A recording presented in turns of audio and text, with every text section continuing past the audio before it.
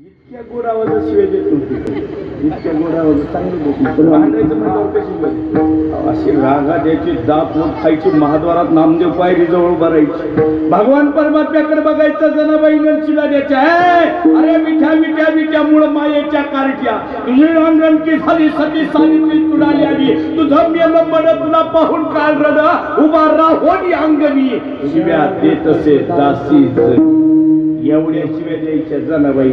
आणि देवानं काय करायचं शिव्या दिल्यावर? एवढ्या पहाटेच्या वेळी जनाबाईच्या घरी जायचं. हे जणी उठ, तुझ्या केसात उवा झाल्या ग, उवा झाल्या काढ.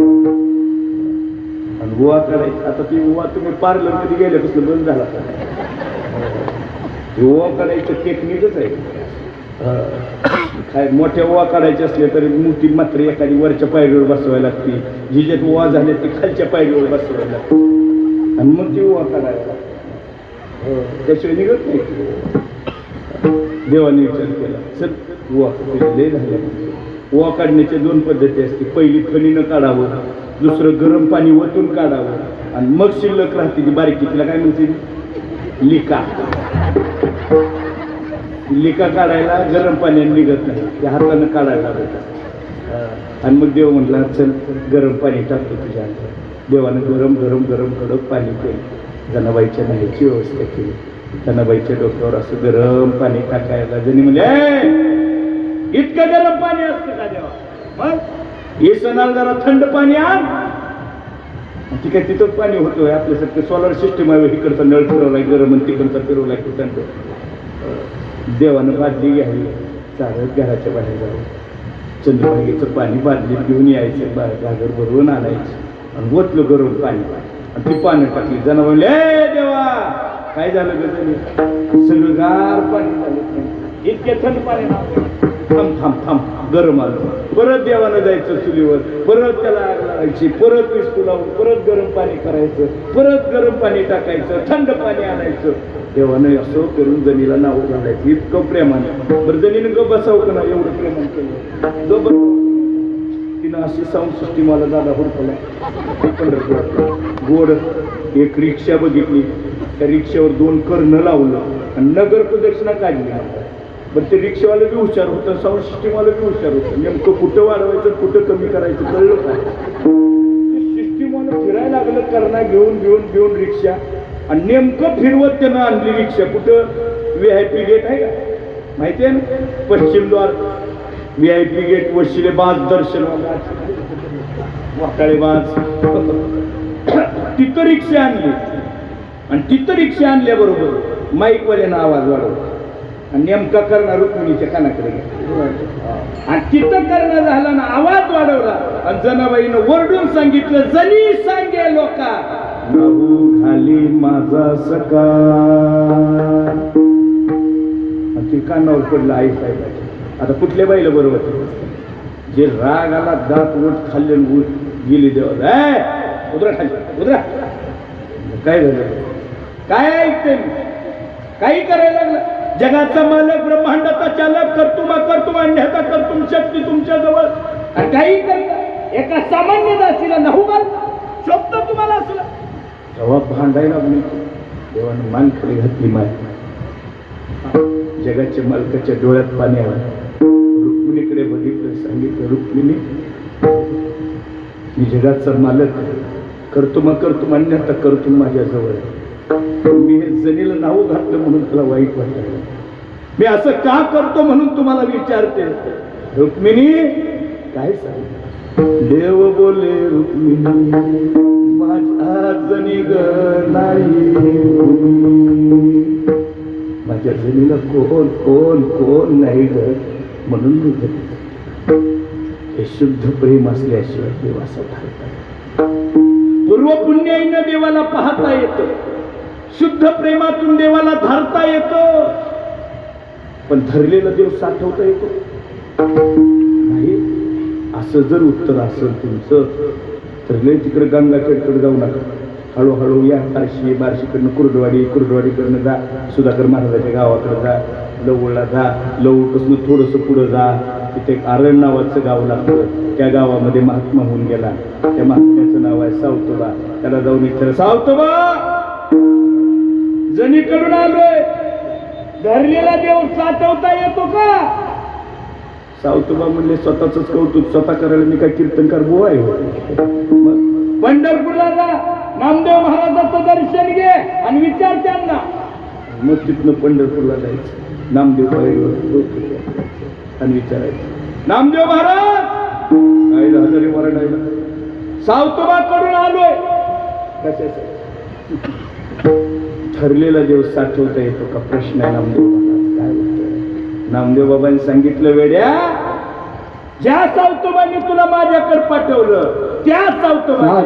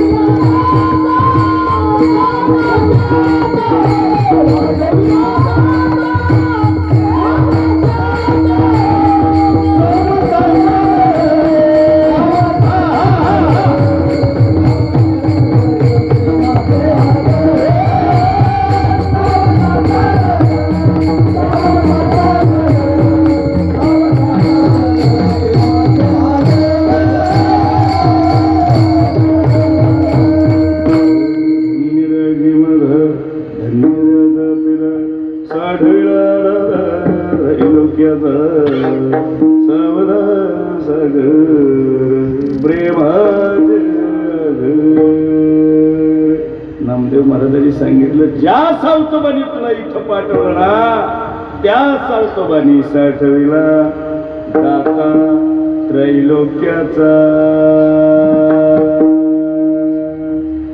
आता सावतोबांनी दाता साठवला. कसा साठवला? देवाला म्हणला लपो. लपो म्हणल्यावर काय केलं? सावतोबांनी जवळच पडलं होतं, काय होतं? खुरप. ते उचललं, काय केलं? छताला फाडलं, देवाला सांगितलं लप. म्हणजे कसा देव साठवला? खुरप्यानं.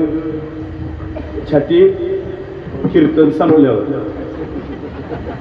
मी इष्टीत बसल्यावर आपल्या आपल्या घरातले घ्यायचं. असं साठवता येतं? असा देव साठवलं नाही दादा.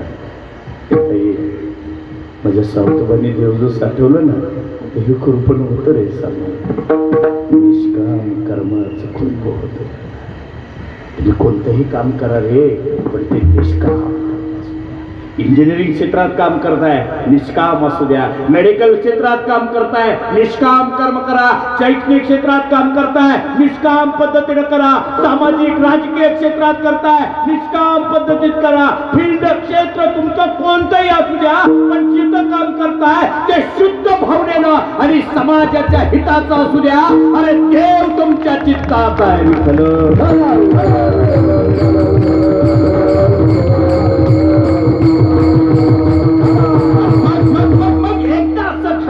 पूर्व पुण्याई उदयाला आली. देव पाहिला ना, अरे पाहिलेला देव मग शुद्ध प्रेम करायचं, त्याला धरायचा, त्याला पकडायचा. आणि एकदा देव पकडला ना, पूर्व पुण्याई शुद्ध प्रेम एकत्रित करायचं आणि निष्काम कर्म आपल्या जीवनातलं करत राहा. तोच पकडलेला ठरलेला देव आपल्या चित्तात हातामध्ये साठवतो. याच पद्धतीने मी देव साठवला, पण कोणता देव साठवला याचं उत्तर महाराज अभंगाच्या प्रथम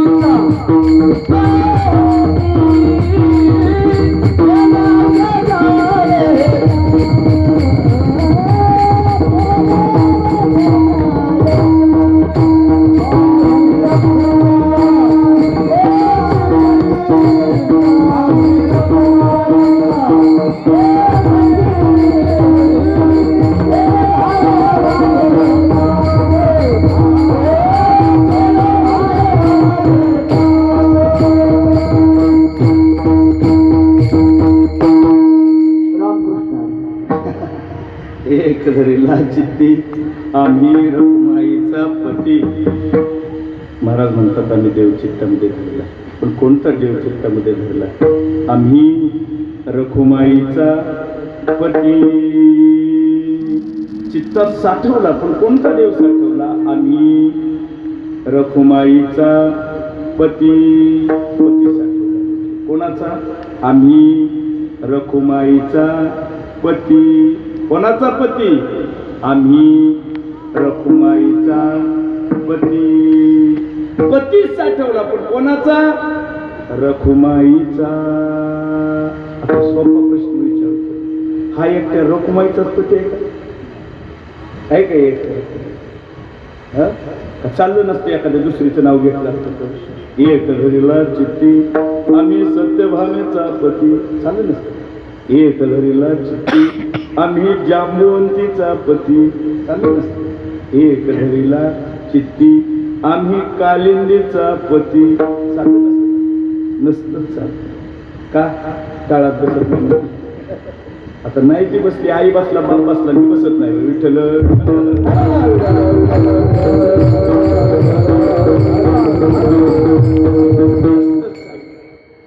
एक धरीला चित्ती आणि रखुमाईचा पती. हेच बघ, रखुमाईचाच पती धरायचा, बाकी नाही. कारण आहे रखुमाईचाच पती का? सोपा प्रश्न विचार. आता घरी गेल्यानंतर, इथून कीर्तन सुटल्यानंतर प्रसाद घेतला आणि घरी गेला, इमाने वितुबारे सांगायचं भगवान परमात्म्याच्या नाम सत्या ज्ञानदानाच्या कामात आपण होता. घरी गेल्या गेल्या गेल्या पटकन झोप लागते लगेच, असं त्याने हात वर करावं. लगेच गेले गेले लगेच झोप लागत नाही. त्याचं कारण आमच्या खिशामध्ये आणि तुमच्या पर्समध्ये एक एवढंसं पिल्लू आले आहे ना, अँड्रॉइड मोबाईल्स. ते पाहावं लागतं ना झोपण्यापूर्वी. कोणाचं व्हॉट्सअपवर स्टेटस काय, फेसबुकची पोस्ट काय, इंस्टाचा मेसेज काय पाहावं लागतं. माफी मागून बोलतो दादा, दुसऱ्याचं व्हॉट्सअपवरचं स्टेटस पाहण्यात आपलं स्टेटस वाया घालवू नये. आणि ते बोलू म्हटलं तर बघा दादा, काही आवडलं तर सांग दादा, आपलं स्टेटस असं काहीतरी बनवा की जगानं आपलं स्टेटस ठेवावं, इतकं चांगलं वागावं. विनंती करतो दादा, ताई, हे आई, आजच्या दिवस विनंती. आज रात्री घरी गेलं नाही ना झोप लागली, आज रात्री तर नाही ना झोप लागली आजच्या दिवस, ताई तुझ्या पायावर नतमस्तक होऊन सांगतोय दादा, ऐक रे बाबा, आजच्या दिवस नाही ना झोप लागली तर आजच्या दिवस आहे, नको मोबाईल घेऊ हातात, नको व्हॉट्सअपचं स्टेटस पाहू, नको फेसबुकची पोस्ट पाहू, नको इंस्टावरच्या मेसेजला रिप्लाय देऊ. बाजूला ठेव मोबाईल, हे ब्लँकेट, शाल, चादर काय असेल ते डोक्यावर, डोळे झाकून घेण्याचा प्रयत्न कर आणि फक्त फक्त फक्त एक विचार करता येईल, हे आई, आजी, मावशी, एक विचार करायचा, या जगात रखुमाई नसती तर, फक्त एवढा विचार करायचा. काय झालं असतं या जगात रखुमाई नसती तर, काय झालं असतं? माफी मागून बोलू दादा, या जगात नसती ना रखुमाई, अरे हा जगाचा मालक, ब्रह्मांडाचा चालक तुमच्या आमच्या वाटणीलाच आला नसता. विठ्ठल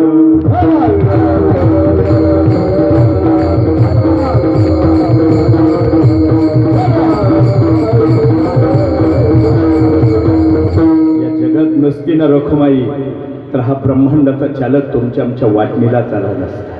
कारण या मालकाची वाटणी केली होती मी, माई सत्यभामी. एके दिवशी घरात असताना त्रिकाला लोकात फिरणारे नारद महर्षी आले. नारदाला पाहिलं, सत्यभामेनं आनंद झाला. महात्मा दारात आला, धावत धावत गेली, नारदाच्या पायावर नतमस्तक झाली. अरे जगाच्या मालकाच्या मालकिनीनं आपले पाय धरले हे पाहिल्याबरोबर नारदाच्या डोळ्यात पाणी आलं आणि सत्यभामेला सांगितलं, आई तो आमच्या मालकाची मालकी, आमची आई आहे, आईनं लेकराच्या पाया पडायचं नसतं. आई ऐक दादा, बायकोच्या स्वप्नासाठी ताजमहाल बांधण्यापेक्षा आईच्या स्वप्नासाठी 350 किल्ल्याचं स्वराज्य निर्माण करणारा युगपुरुष मुलगा म्हणजे छत्रपती शिवाजी राजा. अरे नारदानं सांगितलं, आईनं लेकराचं नसतं, लेकरानं आईचं स्वप्न पूर्ण करायचं असतं, लेकरानं बापाचं स्वप्न पूर्ण करायचं असतं. माफी मागून बोलतो, माझ्या तरुण मित्र मंडळीला सांगेल, माझ्या ताईला सांगेल, अरे तुम्ही नाही परमार्थ केला चालेल, नाही भजन केलं चालेल, पण एक काळजी आयुष्यभर घ्या, आपल्या जन्म देणाऱ्या बापाची कॉलर आणि आईच्या पदराचा कलंक कधी लागला नाही पाहिजे, हा तुमचा परमार्थ आहे.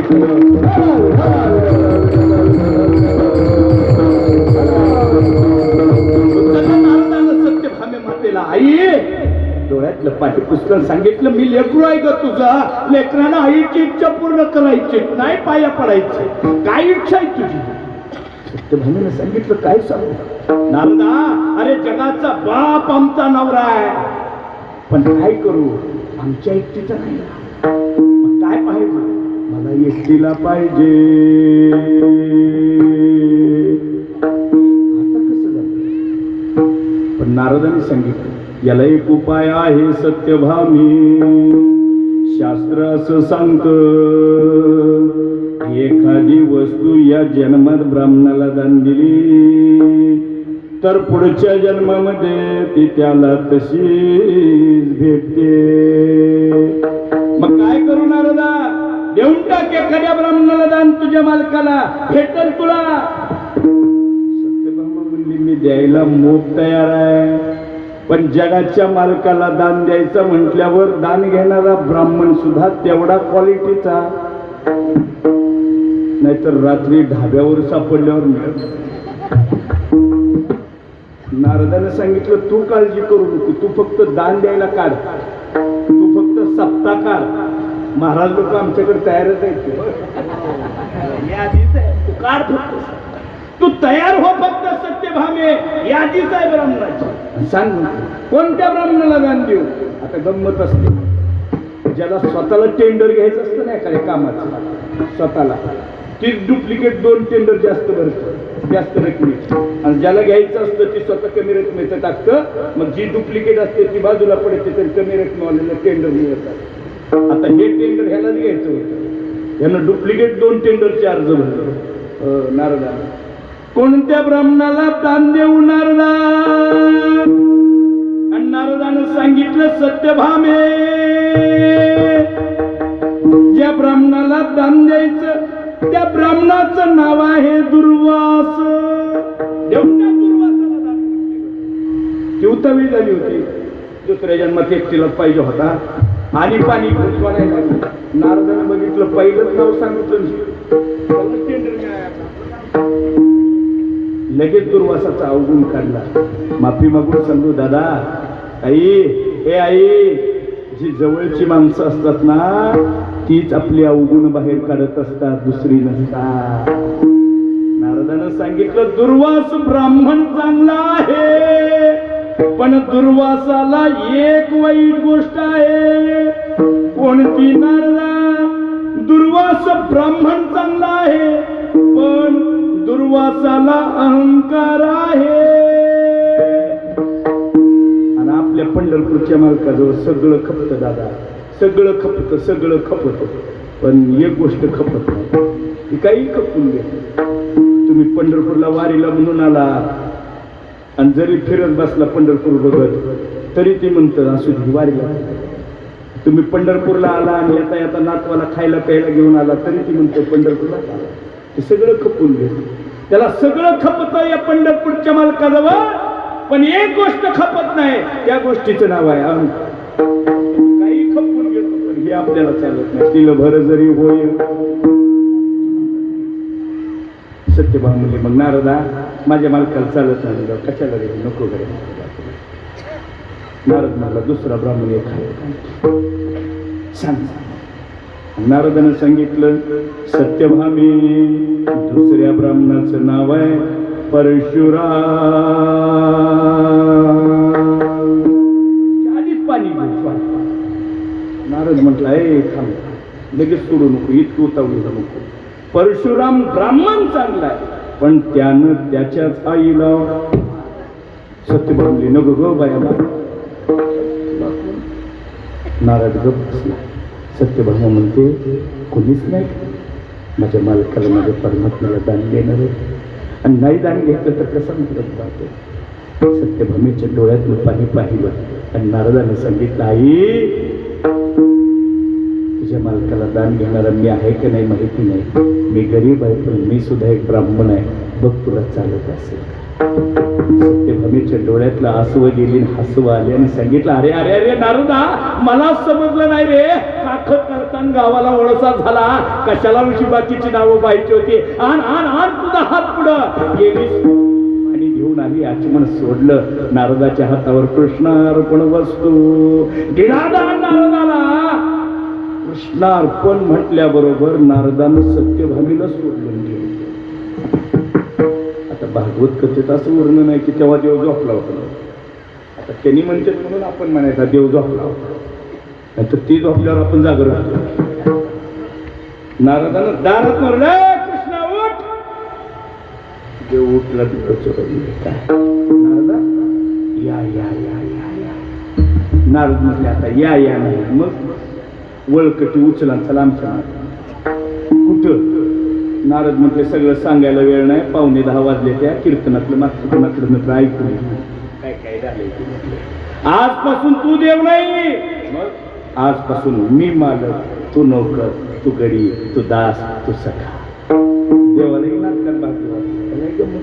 देव म्हणला वा वा वा वा वा वा नारदा तू मालक, मी गडी, नोकर, छान छान छान छान चला. तेवढ्याच देवाने सांगितलं नारदा पण मालकाचा आणि गड्याचा एक नियम आहे नोकराचा, माहिती आहे का तुला? नारद म्हणता काय नाही.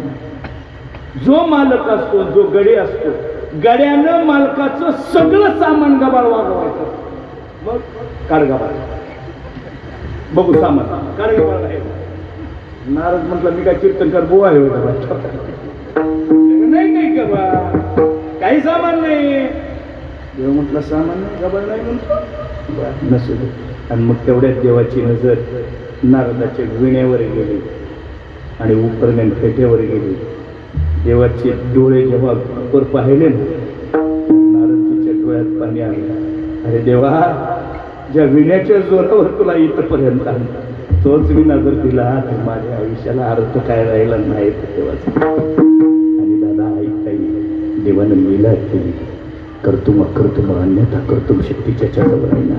अरे ब्रह्मांडाचा चालक जो भगवान परमात्मा आहे ना, अरे ज्याच्या सत्तेनं सगळं चालतं ना, सूर्याचे चालणे, वेदाचे बोलणे ज्याच्या सत्तेनं होतं ना, अरे वायूचं हल्लं ज्याच्या सत्तेनं होतं ना, या शरीराचा प्राण ज्याच्या सत्तेनं चालतो ना, अरे त्या जगाच्या मालकानं लीला केली.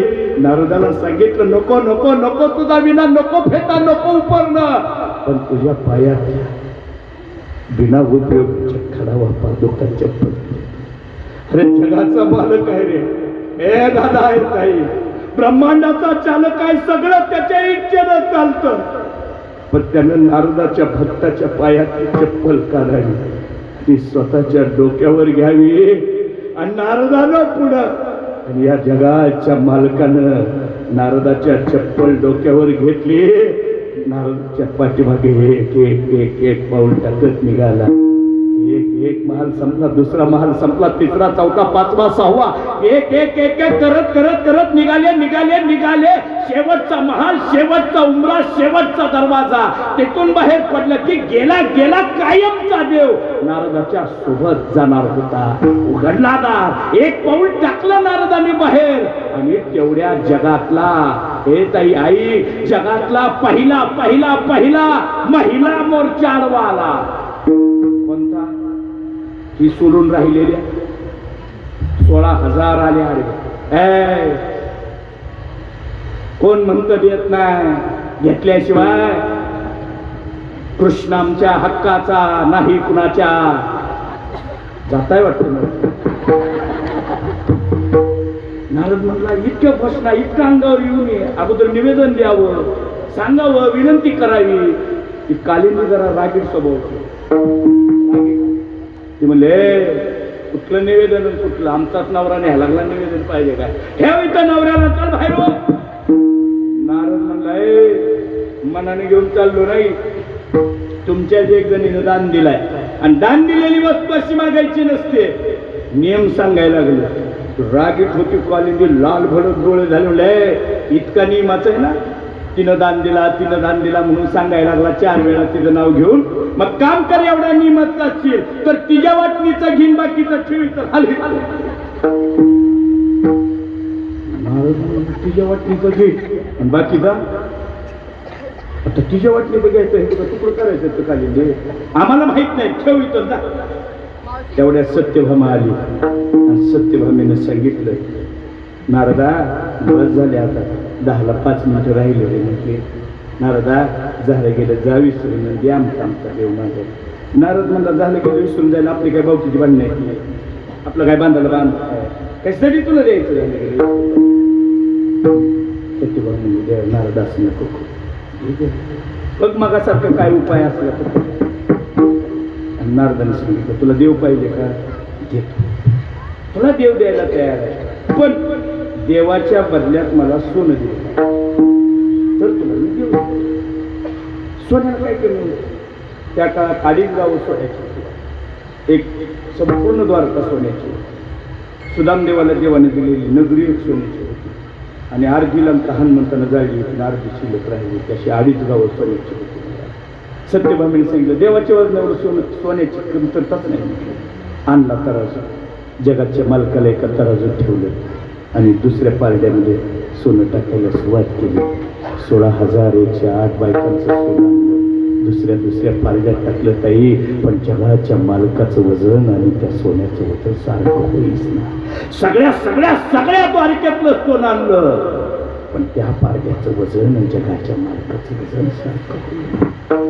सगळ्याच्या डोळ्यात आज आपला मालक, आपला नवरा नारदाच्या सोबत झाला, पुन्हा नाही भेटणार आपला नवरा.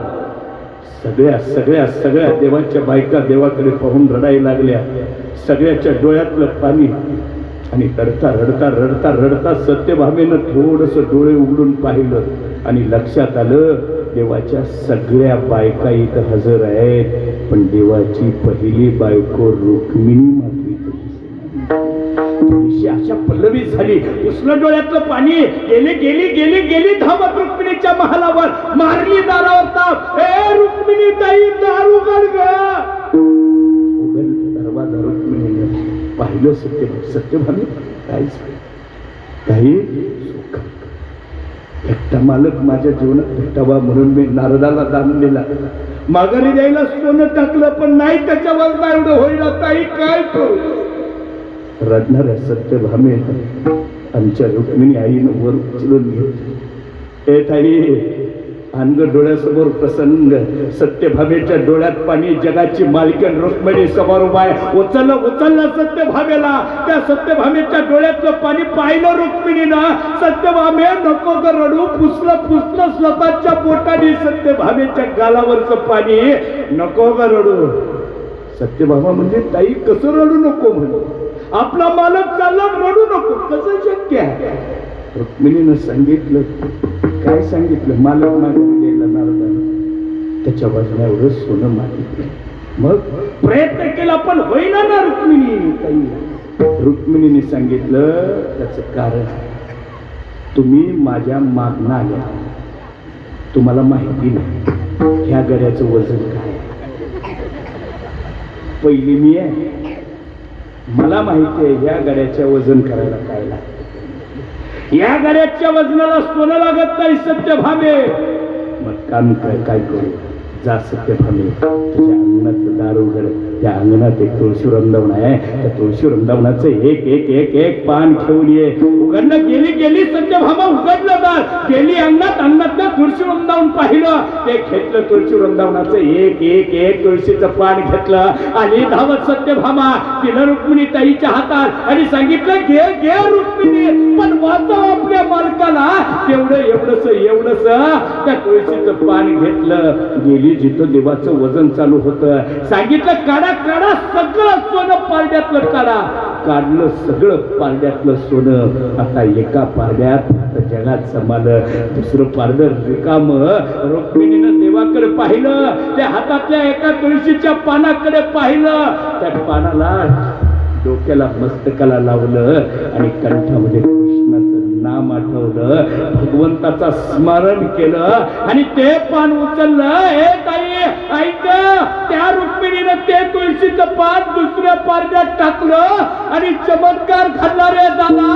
जगाच्या मालकाचं वजन आणि एका तुळशीच्या पानाचं वजन सारखं झालं. घरी गेल्यावर विचार करायचा, आज रात्री झोप नाही लागली त्या दिवशी रुक्मिणी आलीच नसती तर हा जगाचा मालक तुम्हाला भेटला नसता दादा. म्हणून तुकोबराच्या उपकारातून ऋणातून मुक्त होण्यासाठी म्हणतात, एक ठरीला चित्ती आम्ही रखुमाईचा पती. परिणाम काय झाला याच उत्तर महाराज अभंगाच्या द्वितीय चरणात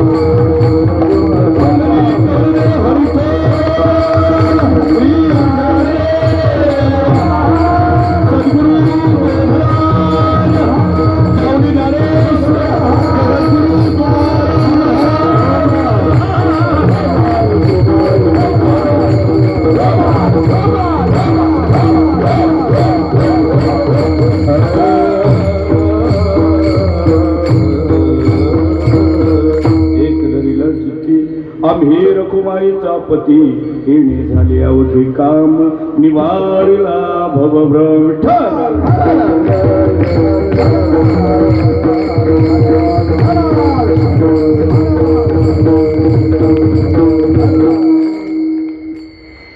आम्ही जगाच्या मालकाला रुक्माईचा पती आहे त्याला चित्तामध्ये धारण केलं. परिणाम काय झाला? जगद्गुरु तुकोबाईंनी सांगितलं तेने झाले अवघे काम. आमची अवघे अवघे अवघे अवघे अवघी कामं आमची झाली, म्हणजे सगळी कामं पूर्ण झाली. याला लौकिकता म्हणा, पण अलौकिकता सांगितली निवारीला भवभ्रम. लौकिक सांगितलं, भौतिक दृष्ट्या सांगितलं आमची सगळी कामं, संसारातली सगळी कामं पूर्ण झाली, करायची गरज पडलीच नाही, तोच करायला लागला. मागे पुढे उभा राही सांभाळीत आलिया घात निवारा या निर्वाणी गोविंद असे मागे पुढे काहीच साखरे. संसारातलं लौकिक सगळंच बघितलं, तेने झाले अवघे काम. पण अलौकिकच घडलं. काय घडलं? त्याला चित्तामध्ये धरल्यामुळे निवारीला भव भ्रम. आता भव म्हणजे काय कळलं पाहिजे, भ्रम म्हणजे काय कळलं पाहिजे, निवारण कळलं पाहिजे. 10:05 कधी सांगायचं? पुढच्या वर्षी तुम्ही बोलवा म्हणून थोडंसं राखीव ठेवलं. जर तुम्ही पुढच्या वर्षी बोलवलं तर याचं उत्तर पाहायचं विठ्ठल विठ्ठल.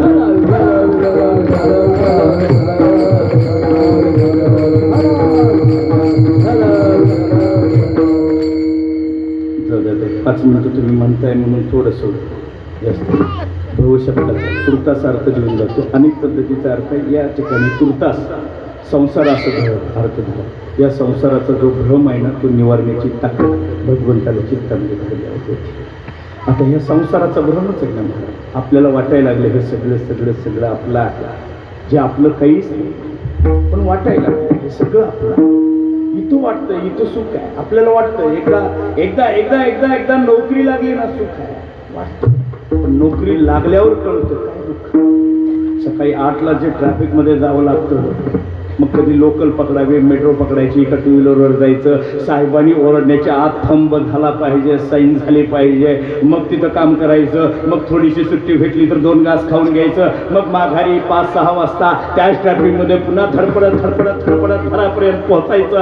आणि तेवढ्यात मग तिथं पोचल्यावर आई बायकोचं दुखणं वेगळं, आईचं बोलणं वेगळं, लेकराचं वागणं वेगळं, आणि मग वाटतं अरे अरे अरे कशासाठी मी नोकरी करायला लागलो, सुख पाहिजे म्हणून नोकरीसाठी लागलो, आणि त्या नोकरीतच गुंतत चाललो का नाही. हाच भ्रम आहे ना. परत वाटतो एकदा बायको चांगली भेटायची, नोकरीला लागली म्हणजे बरं वाटतं, डबल पगार चालू झाला, 5 आकड्याचा पगार भेटला की बरं वाटतं. नाही, घर बायको पैसा अडका ठीक आहे तुरतात, पण हे कायम चिरकाल टिकणारं समाधान देणारं सुखाचं. नंतर माऊलींची भाषा आहे, संसार दुःख मूळ चौकडे विश्रांती नाही कोठे,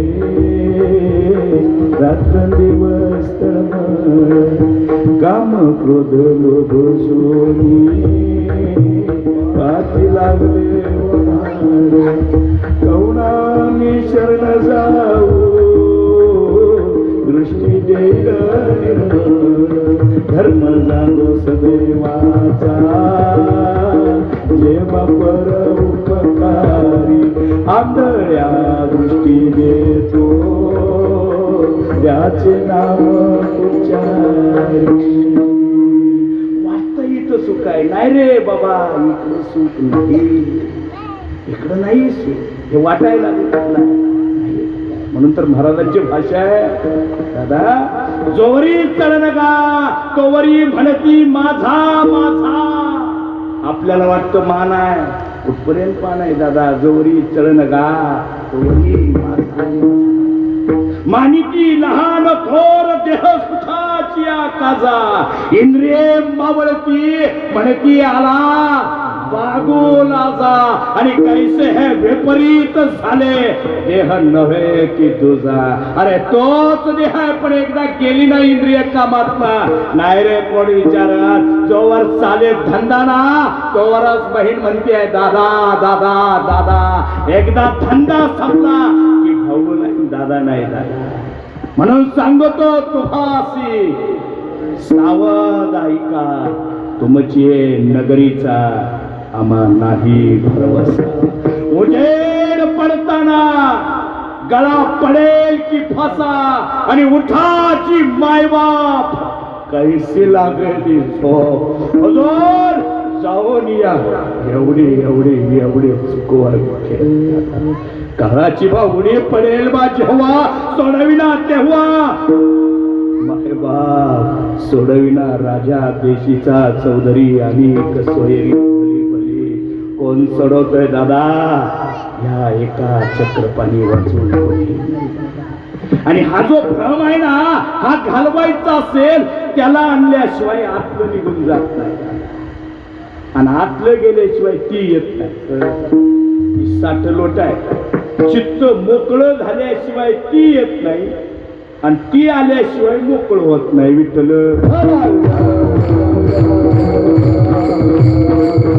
त्याला जर चित्तात आणायचं असेल भ्रम घालवायचं असेल तर चित्त 3 पद्धतीचं पाहिजे. 1 मृदू, 2 निर्मळ आणि 3 व्यापक असलं पाहिजे. मृदू म्हणजे मऊ पाहिजे. का मऊ असलं पाहिजे? कारण ज्याला साठवायचंय ती नाजूक आहे ना.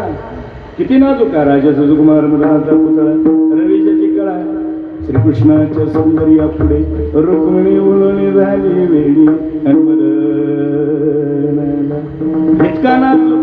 स्वर्गातली सुंदर अप्सराबाई आली आणि पाया पडताना चुकून बोट लागला. 28 युग झालं पण पायावरती आहे दादा. इतका नाजूक साठवायचं. मग कसं बी ओबड धोबड चित्त चालणार नाही. ते मऊच पाहिजे. म्हणून चित्त मृदू पाहिजे. नुसतं मृदू असून चालत नाही. ते निर्मळ असावं. काही जणांचं बोलणं मऊ असतं पण निर्मळ नसतं.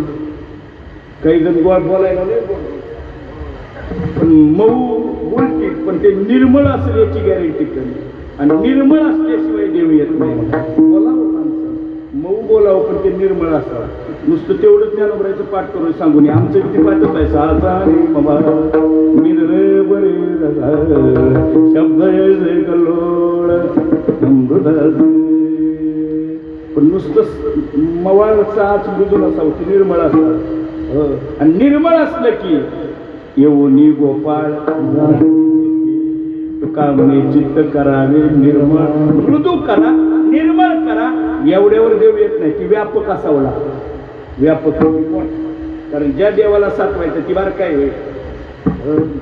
आनंद ब्रह्मांड घरी काय काय मनात आलं 3.5 पावलात ब्रह्मांड व्यापलं.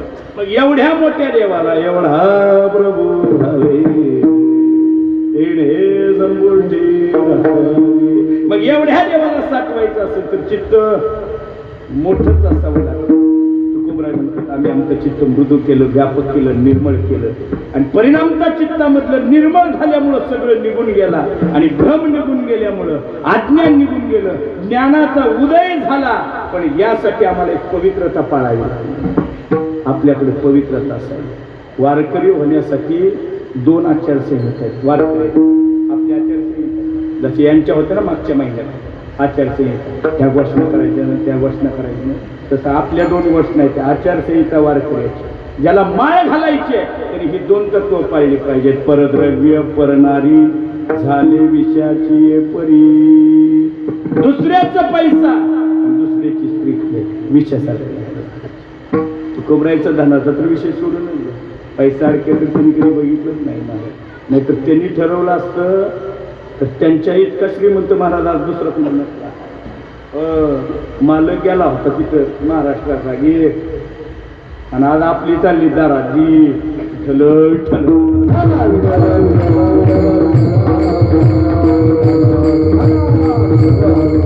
जगातली पहिली कर्जमाफी जगद्गुरु तुकोबरायने केली. 400 कोटीची त्या काळातली. न मागता न आंदोलन करता न बोबलता न कुठली बातमी देता पेपरला वर्तमानपत्रात जाहिरात न करता पहिली कर्जमाफी जगद्गुरु तुकोबरायने दिली. दुसऱ्याचा पैसा आपल्याजवळ ठेवू नका दादा. माफी मागून बोलतो. शेवटचं वाक्य दादा लक्ष देऊन ऐका. येत आहे माई आपल्याजवळ पैसा असलाच पाहिजे. मी जरा उलटा बो आहे दादा. जेवण महाराजापेक्षा थोडासा उलटा आहे. कडक आहे बुवा. आणि मला आपल्याला वाटतं वारकऱ्यानं कडक राहावं या मात्र बंद करायचं आता. वाकड्या टोप्या फाटकी धोत्र मळकी शर्ट बरं वाटतं मला इकडं मुंबईत आल्यावर चांगली वीस किती माणसं वारकरी कडकमध्ये राहिलं पाहिजे हा बेकऱ्यावनी राहायची पण करा सवय लोकांनी आपल्याला चांगलं म्हटलं पाहिजे एकट्याच्या अब्रुजात नाही तुमच्या आमच्या सगळ्याची जाते तुम्ही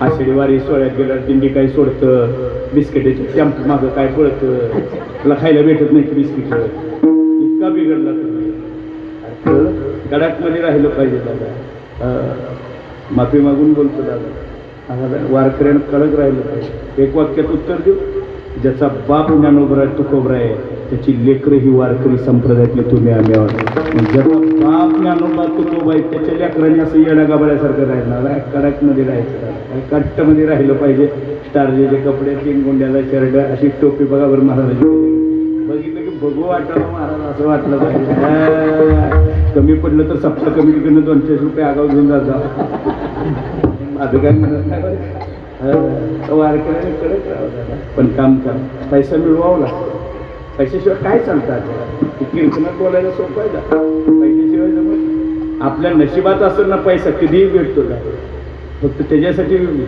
सर्वस्व सोडून त्याच्या मागे लागू नका कधीही भेटतो सिनेमात सृष्टीतलं उदाहरण देऊन जातो तुमच्या लक्षात येईल जरा मुंबई परिसरातले इथंच वर शूटिंग होणारा भाग आहे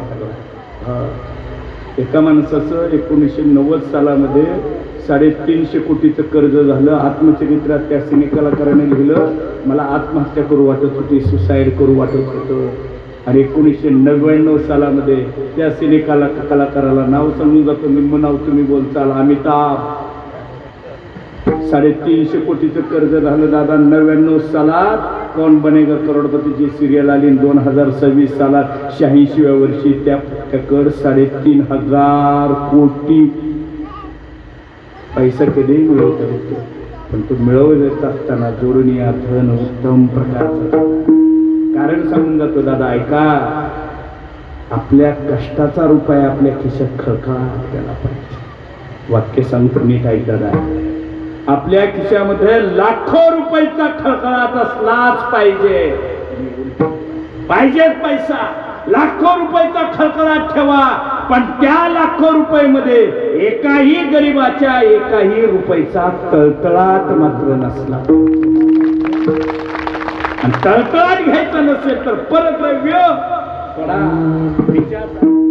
परस्त्री विषयासारखी असतात तुकोबराईकडे गेले पाठवली काय माणसांकडे केले रेषा पाठवली नटून थटून तुकोबराईने हात जोडलाय माय न करी साय असं जाय ओ माय आम्ही विष्णुदास वारकऱ्याची आचारसंहिता या जगाच्या वैभवानं महाराष्ट्राच्या राजाकडं कमी होती का अरे शत्रूची स्त्री आणली आबाजी सोनदेवा सर सेनापतीनं कल्याणची स्वारी करून आणि तुझी मोठ्या भावानं एखाद्या बहिणीला साडी चोळी वटी भरून करून सासली नांदीव पाठवावी नांदवायला तसं पाठवलं याला म्हणा परद्रव्य परनारी झाले विषयाची परी हीच भावना तुमच्या आमच्या सगळ्याच्या अंतःकरणात यावी अशीच एक प्रार्थना विनंती या निमित्तानं तुमच्या सगळ्यांच्या चरणावरती तुमचा भाऊ तुमचा मुलगा तुमचा मित्र समजून करतो आणि याच ठिकाणी सेवेला पूर्ण देतो ज्ञानेश्वर